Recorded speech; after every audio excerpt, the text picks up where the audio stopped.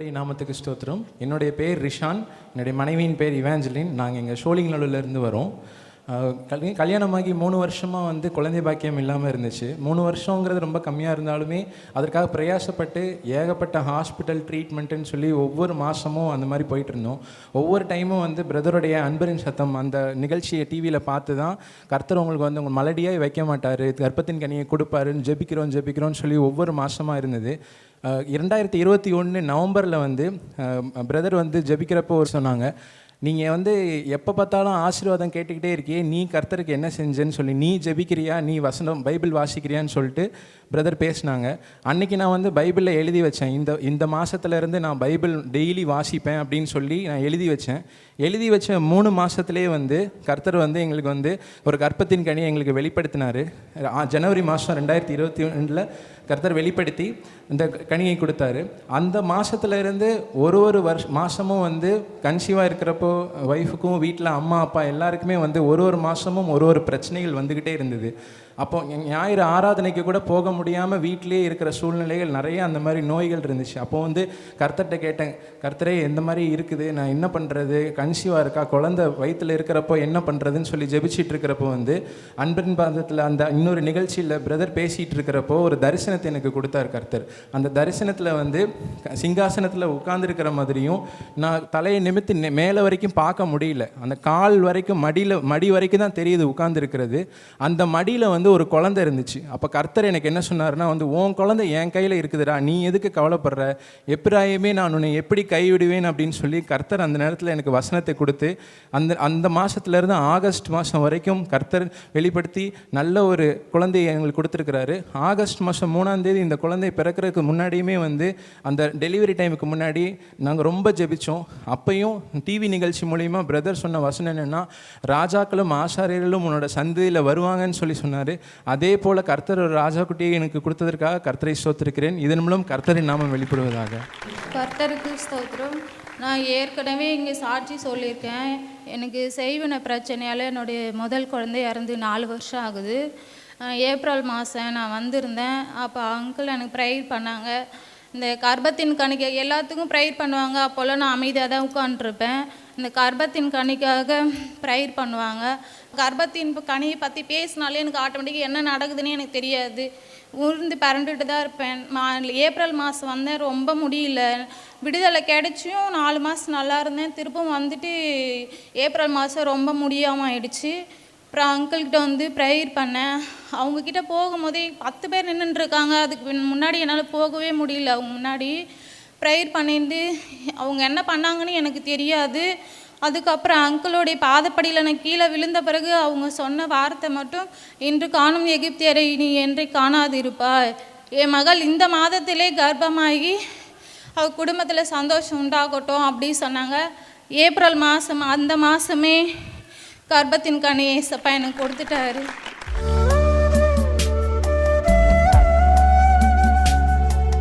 கிறிஸ்துவுக்குள் மிகவும் பிரியமான எனதருமை சகோதர சகோதரிகளே, நம்மை சிருஷ்டித்தவரும் நம்மை உண்டாக்கினவரும் நம்மை ஒருபோதும் மறந்து போகாதவருமாகிய இயேசு கிறிஸ்துவின் இணையற்ற நாமத்தினாலே உங்கள் எல்லாரையும் வாழ்த்தி ஆசீர்வதிக்கிறேன். அல்லேலூயா.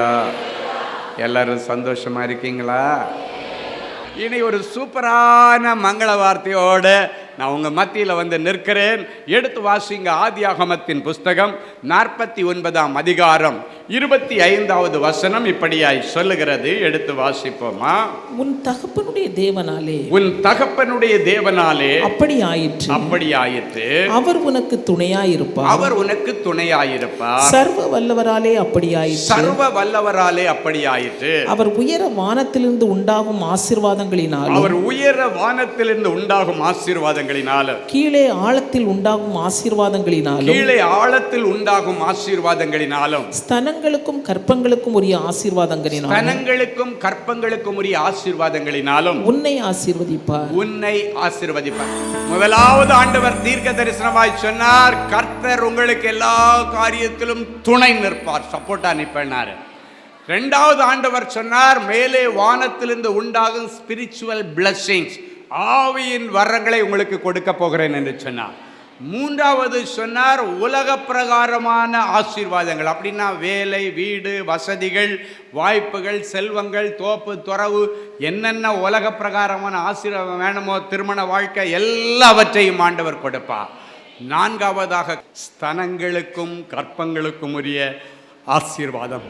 இந்த ஸ்தனங்களுக்கும் கற்பங்களுக்கும் உரிய ஆசீர்வாதங்கள் இருந்தால் மட்டும்தான் அவன் இந்த உலகத்தில் கண்ணை மூடும் பொழுது நிம்மதியாக மூட முடியும். அவங்க அப்பா சொன்னார், உனக்கு நல்ல சந்ததி, ஸ்தனங்களுக்கும் கற்பங்களுக்கும் உரிய ஆசீர்வாதங்களினால் நீ ஆசீர்வதிக்கப்பட்டிருப்பாய்.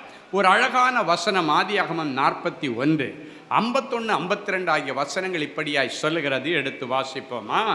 யோசேப்பு என் வருத்தம் யாவையும் என் தகப்பனுடைய குடும்பம் அனைத்தையும்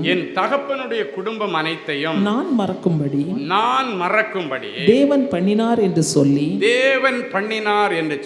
மூத்தவனுக்கு மனாசே என்று பெயரிட்டான். நான் சிறுமைப்பட்டிருந்த தேசத்தில் தேவன் என்னை பலுக பண்ணினார் என்று சொல்லி இளையவனுக்கு எப்பிராயீம் என்று பெயரிட்டான். அவங்க அப்பா கொடுத்த எல்லா ஆசீர்வாதமும் அவனுக்கு அப்படியே பூரணமாக நிறைவேறுச்சு. அதே போல இன்றைக்கு உங்களுக்கும் அதே வார்த்தையை பரலோக அப்பா கொடுக்கிறாரு, அவை எல்லாம் பூரணமாக நிறைவேறும். பாருங்க, அவங்க அப்பா ஆசீர்வதிச்ச மாதிரி இந்த யோசேப்புக்கு முதல்ல இந்த தேசத்தில் கல்யாணம் நடக்கின்ற சூழ்நிலையே இல்லை. ஏன்னா இந்த தேசத்தில் அவங்க அப்பாவோ அம்மாவோ உடன்பிறப்புகளோ யாரும் இல்லை. எல்லாருமே கானான் தேசத்தில் இருக்கிறாங்க. இவன் எகிப்தில் இருக்கிறான். இவன் அவனுடைய சகோதரர்களால் விற்கப்பட்டு செய்யாத தப்பிற்காக ஜெயிலுக்கு போய் கிடந்தவன். அவனுக்கு ஜாமீன் எடுக்கக்கூட நாதி இல்லை. நல்ல கவனிங்க, இப்போ ஒருத்தன் ஜெயிலுக்கு போயிட்டான். ஜெயிலில் போனால் அவனை ஜெயிலேருந்து ஜாமீன் எடுக்கணும்னா அவனுக்கு சொந்தமோ நண்பர்களோ யாராவது வேணும். இவனுக்கு நண்பர்களும் இல்லை, சொந்தமும் இல்லை, யாரும் இல்லை. ஆனால் ஆண்டவர் அவனோடு இருந்தார். ஏன்னா அவங்க அப்பாவுடைய ஆசீர்வாதம், கர்த்தர் உனக்கு துணை நிற்பார். என் அன்பு தேவனுடைய பிள்ளைகளை பாருங்க, இவனுக்கு ஜாமீன் கொடுக்கவே ஆள் கிடையாது. அப்படின்னா எல்லாரும் என்ன நினைச்சாங்க? இவன் பேரில் பழி போட்ட போத்திபாருடைய மனைவி என்ன நினைச்சா தெரியுமா? இவன் பேரில் நம்ம பழியை போட்டுட்டோம் செய்யாத தப்புக்கு, இந்த உண்மை ஒரு நாளும் வெளியே வராது, அந்த ஜெயிலிலேயே அவன் வாழ்க்கை முடிஞ்சிறன்னு தான் அவன் நினைச்சா. அவன் பேரில் பழி போட்ட எல்லாரும் அதுதான் நினைச்சாங்க. ஆனால் அவனுக்குன்னு ஒரு தரிசனம் இருந்தது. தரிசனம் குறித்த நாளுக்கு வைக்கப்பட்டிருக்கிறது. அது முடிவில் விளங்கும், பொய் சொல்லாது. தாமதித்தாலும் அதற்கு காத்திரு, நிச்சயமாய் வரும், இனி தாமதிக்காமல் வரும். ஆமேன். ஆண்டவர் 17 வயசுல அவனுக்கு தரிசனம் கொடுத்தார். அதனுடைய நிறைவேறுதல் நிறைவேறி ஆகணும். அவன் ஜெயிலுக்குள்ள செத்து போவான்னு நினைச்சாங்க. ஆனால் ஜெயிலுக்குள்ளிருந்து ஆண்டவர் அவனுக்கு கொடுத்த ஆவிக்குரிய ஆசீர்வாதம் அவனை மீட்டு வெளியே கொண்டு வந்தது. அந்த ஆவிக்குரிய ஆசீர்வாதத்தினால ராஜா பிரயோஜனப்பட்டபடியினால உலக ஆசீர்வாதமாகிய எகிப்து தேசத்திற்கு ஆண்டவர் அதிபதி அவனை மாற்றிட்டார். இப்ப பாருங்க, அவன் பெரிய அதிகாரியா மாறியாச்சு. ஆனாலும் அவன் அங்கு ஒரு அனாதை, யாருமே அவனுக்கு கிடையாது. இப்போ பாருங்க, 17 வயசுல சொப்பனம், இப்போ 30 வயசு ஆயிடுச்சு. 30 வயசுன்னா கல்யாண வயசுன்னு அர்த்தம், எல்லாருக்கும் தெரியும். ஒரு 27, 28 ஆயாச்சுனாலே பசங்களுக்கு கல்யாண வயசு. இப்போ இவனுக்கு இங்கே யாருமே இல்லை. அப்படின்னா இவனுக்கு யார் கல்யாணம் பண்ணி வைப்பா?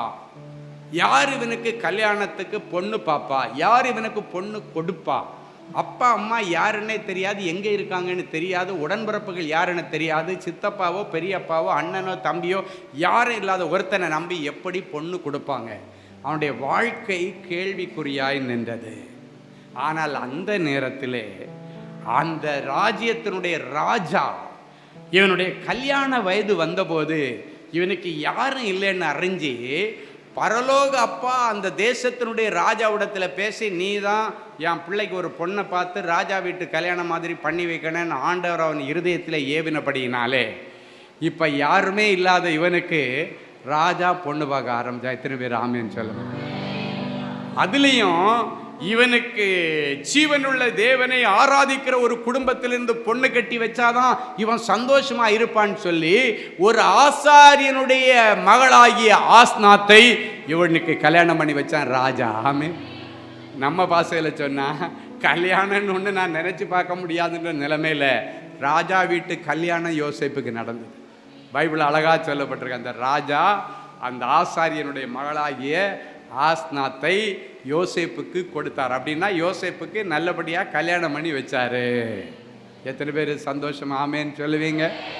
இன்னைக்கு ஒருவேளை நீங்கள் நினைக்கலாம், எனக்கு எடுத்து செய்ய யாரும் இல்லை, நின்று செய்ய யாரும் இல்லை, தோள் கொடுக்க யாரும் இல்லை, எனக்காக வேண்டி ஒரு பொண்ணு பார்க்க ஆள் இல்லை, அப்பா இருந்தும் அப்பாவால் எனக்கு பிரயோஜனம் இல்லை, அம்மா இருந்தும் அவங்களால வெளியே போக முடியலை, எனக்கு வாழ்க்கைன்னு ஒன்று அமையுமா என்கிற கேள்விக்குறியோடு இருந்தால், யோசேப்புக்கு ராஜா வீட்டு கல்யாணம் மாதிரி நடந்துச்சு. உனக்கு பரலோக அப்பா துணையாய் நின்று உனக்கு ராஜா வீட்டு கல்யாணத்தை உன் பிள்ளைகளுக்கு பண்ணி வைப்பார். அல்லேலூயா. சில நேரங்களிலே தாமதமாகும், ஆனாலும் அது சிறப்பாக நடக்கும். ஏன்னா வசனம் சொல்லுகிறது, நெடுங்காலம் காத்திருத்தல் இருதயத்தை இளைக்க பண்ணும், விரும்பினது வரும்போது ஜீவ விருட்சம் போல இருக்கும். கர்த்தர் தீர்க்க தரிசனமாக சொல்கிறாரு, யார் யார் வீட்டில் ஒரு நல்ல சுப காரியத்திற்காக, திருமண காரியத்திற்காக உங்கள் மகனுக்கோ மகளுக்கோ எதிர்பார்த்துட்டு இருக்கீங்க, பணம் இல்லை, நின்று செய்ய ஆள் இல்லைன்னீங்கன்னா, ராஜா வீட்டிலிருந்து உன் வீடு தேடி உன் பிள்ளைக்கு வாழ்க்கை துணை வரும் என்று கர்த்தர் சொல்லுகிறார். அல்லேலூயா. ஆண்டவர் அதை கொண்டு வருவார். அந்நிய கண்கள் அல்ல, உன் சொந்த கண்கள் இதை காணும் நல்ல ரசத்தை உன் பிள்ளைக்காக கர்த்தர் வைத்திருக்கிறார். ஆமென். தீர்க்க தரிசனமா சொல்றாரு, வயசு ஆகி போச்சு அதனால ஏதோ ஒன்று கிடைக்க இல்லை, நல்ல ரசம். அன்னைக்கு பொறுமையா இருந்தவங்களுக்கு தான் கானாவூர் கல்யாண வீட்டில் நல்ல ரசம், இயேசு உண்டு பண்ணின ரசம் பொறுமையா இருந்தவங்களுக்கு தான் கிடைச்சது. அல்லேலூயா. அது மட்டும் இல்லை, இப்போ இவனுக்கு பாருங்க, யோசேப்பு என் வருத்தம் யாவையும் என் தகப்பனுடைய குடும்பம் அனைத்தையும் நான் மறக்கும்படி தேவன் பண்ணினார் என்று மூத்தவனுக்கு மனாசேன்னு பேர் வச்சார். இரண்டாவது, சிறுமைப்பட்டிருந்த தேசத்தில் தேவன் என்னை பலுக பண்ணினார் என்று சொல்லி இளையவனுக்கு எப்ராயிம் என்று பெயர் வைத்தார். அப்போ பாருங்க, அந்த அப்பா சொன்ன எல்லா தீர்க்க தரிசனங்களும் அவன் வாழ்க்கையில் ஃபுல்ஃபில்மெண்ட் ஆயிடுச்சு. இன்னைக்கு பரலோக அப்பா உங்களுக்கு சொன்ன இந்த வார்த்தைகள் உங்கள் வாழ்க்கையில் இன்றைக்கு ஃபுல்ஃபில்மெண்ட்டு ஆகும் என்று கர்த்தர் சொல்லுகிறான். யாரெல்லாம் இன்னைக்கு குழந்தை பாக்கியம் எனக்கு இல்லை அப்படின்னு வந்திருக்கிறீங்களோ, ஆண்டவர் உங்களுக்கு நல்ல பிள்ளை பாக்கியத்தை தருவார். என் அன்பு தேவனுடைய பிள்ளைகளே, நல்ல தேவ செய்தியை கேட்டீர்கள், நல்ல சாட்சிகளையும் பார்த்தீர்கள். உங்களுக்கு பிரயோஜனமாக இருந்திருக்கும் என்று நான் கர்த்தருக்குள் நம்புகிறேன். இந்த நாள் செய்தியில் கேட்ட இந்த நன்மையெல்லாம் என் லைஃப்பில் நடந்துச்சுன்னா அதை விட பெரிய சந்தோஷம் எனக்கு ஒன்றுமே இல்லை. எனக்கும் இப்படி ஒரு அற்புதம் நடக்காதா என்று ஏங்கிக் கொண்டிருக்கிறீர்களா? அற்புதம் செய்வதற்காகத்தான் கர்த்தர் இந்த செய்தி மூலமாக உங்களோடு கூட பேசியிருக்கிறார். அவைகள் இப்பொழுது உங்களுடைய வாழ்க்கையில் நிறைவேறும்படிக்கு நாம் யாவரும் கண்களை மூடி தேவ சமூகத்தை நோக்கி பார்ப்போம். அன்பான எங்கள் நல்ல ஆண்டவரே, கோடி ஸ்தோத்திரங்களப்பா. இந்த நல்ல ஆசீர்வாதமான வேலைக்காக உமக்கு நன்றி. இப்பொழுது உம்முடைய வார்த்தையை கேட்டுக்கொண்டு டிவி பெட்டிக்கு முன்னால் முழந்தால் படியிட்டு கிடக்கிற என் பிள்ளைகளை ஒரு விசை கண்ணோக்கி பாரும். என் அன்பு பிள்ளைகளுக்கு ஆண்டவர் பக்கபலமாக இறங்கி வாரும். ஆண்டவரே, என் பிள்ளைகளுக்கு எந்தெந்த காரியத்தில் தோற்று போனார்களோ அந்த காரியத்தில் ஜெயம் கொடுக்கிற தேவன் ஜெகோவா நிஷி இறங்கி வாரும். ஆண்டவரே, என் பிள்ளைகள் தங்களுடைய சுய பலத்தை பேக்கப்பில் வச்சு, தங்கள் படிப்பை பேக்கப்பில் வச்சு, தாளந்துகளை பேக்கப்பில் வச்சு ஓடி தோற்று போனார்கள். ஆனால் இன்றைக்கு பிறகு இயேசு கிறிஸ்துவை தங்களுக்கு பின்னால் பேக்கப்பில் வச்சு, தங்களுடைய வலது பாரிசத்தில் வச்சு இனி ஜெயத்தை பெற்றுக்கொள்ளும்படிக்கு ஆண்டவர் என் பிள்ளைகளுக்கு உதவி செய்வீராக. உதவி செய்வார் யாரும் இல்லையே என்று கதறிக்கொண்டிருக்கிற என் பிள்ளைகளுக்கு உதவி செய்கிற எபினேசர் இறங்கி வருவீராக. இன்றைக்கு என்னென்ன காரியங்களில் என் பிள்ளைகள் உதவியை எதிர்பார்த்து நிற்கிறார்களோ உதவி செய்வீராக. ஆண்டவரே, என் பிள்ளைகளுடைய வியாபாரத்தில் ஆண்டவர் என் பிள்ளைகளுக்கு உதவிக்கரம் நீட்டுவீராக. என் பிள்ளைகளுடைய வேலை ஸ்தலத்தில் உம்முடைய உதவிக்கரம் நீட்டப்படுவதாக. என் பிள்ளைகளுடைய ஊழிய ஸ்தலத்தில் உம்முடைய உதவிக்கரம் நீட்டப்படுவதாக. ஆண்டவரே, என் பிள்ளைகள் அநேக இடத்திலே மனுஷனை நம்பி ஏமாந்து போனார்கள். இன்றைக்கு பிறகு ஜீவனுள்ள தேவன் மேலும் அவருடைய வசனங்களின் மேலும் பற்றுதலாக இருந்த ஆண்டவருடைய நன்மைகளை பெற்றுக்கொள்ள உதவி செய்வீராக. உதவி செய்வீராக. உம்மை உறுதியாய் பற்றி கொண்டிருக்கிற மனதை உடையவன் உம்மையே நம்பியிருந்தால் பூரண சமாதானம் என்று சொன்னீரே. இந்த வார்த்தைகளை கேட்டு உம்முடைய பாதப்படியில் அமர்ந்திருக்கிற என் பிள்ளைகளுக்கு இன்றைக்கு பூரண சமாதானத்தை கட்டளையிடும். இவர்கள் அலங்கத்திற்குள்ளே சமாதானம், இவர்களுடைய அரண்மனைக்குள்ளே சுகமும் தங்கியிருப்பதாக. மனதார பிள்ளைகளை ஆசீர்வதிக்கிறேன். எல்லா கட்டுகள் அறுக்கப்பட்டதற்காய் ஸ்தோத்திரம். இவர்களுக்கு விரோதமாய் ஒரு வழியாய் வருகிறவர்கள் 7 வழியாய் ஓடி போவார்களாக. இவர்களுக்கு விரோதமாய் இருக்கிற எல்லா பிசாசின் அந்தகார திட்டங்கள் கேன்சல் பண்ணப்படுவதாக. என் அன்பு பிள்ளைகளோடுக்கு எந்த கொரோனாவின் நிமித்தம் இவர்களுடைய இருதயத்தில் இருக்கிற பயமும் பீதியும் மறைந்து போவதாக. கொரோனா என் பிள்ளைகளுடைய வீட்டு வாசலை நெருங்கக்கூடாது. இயேசுவின் இரத்தத்தால் இவருடைய வீடுகளை சீல் பண்ணி ஜெபிக்கிறோம். ஆண்டவரே, இந்த கொரோனாவின் நிமித்தம் பேண்டமிக் சீசனில் வந்த இழப்புகள், அதன் நிமித்தம் வந்த கஷ்டங்கள், கடன்கள் ஓவர்லோட் ஆகி நிற்கிறதை பார்க்கிறேன். இழுக்க முடியவில்லை என்று சொல்லிக் கொண்டிருக்கிறார்கள். சுமை தாங்கியாம் இயேசு கிறிஸ்து இவர்களுடைய சுமக்க முடியாத பழுவை சுமக்கும்படி உண்மையில நாங்கள் அந்த பழுவை இறக்கி வைக்கிறோம். சுமை தாங்கியே, சுமை சுமந்து சோர்ந்திருக்கிற பிள்ளைகளின் இடத்தில் வாருங்கள், நான் இளைப்பாறுதல் தருவேன் என்று சொன்னீரே. என் பிள்ளைகளுடைய சுமைகளை நீர் சுமந்து என் பிள்ளைகளை லகுவாக ஆசீர்வதித்து அனுப்பும். எல்லா தடைகளை உடைக்கிறோம். மரண கட்டுகள் அறுக்கப்படுவதாக, மரண பயங்கள் மறைந்து போவதாக.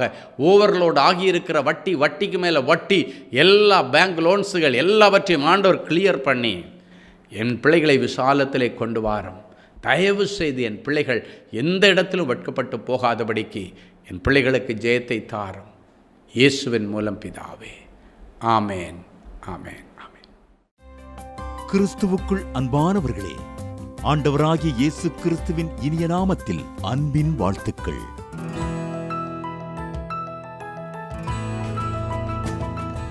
எங்களுடைய மார்வெல் திருமண தகவல் மையத்தை ஆன்லைன் சேவை மூலம் உங்களுக்கு அறிமுகப்படுத்துவதில் நாங்கள் மிகுந்த மகிழ்ச்சி அடைகிறோம்.